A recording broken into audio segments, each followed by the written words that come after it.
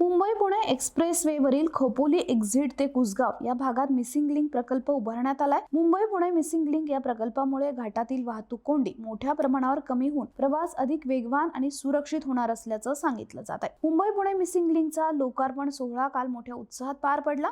त्यानंतर आता सर्वत्र वाहतूक सुरळीत झाल्याचं दिसून येत आहे।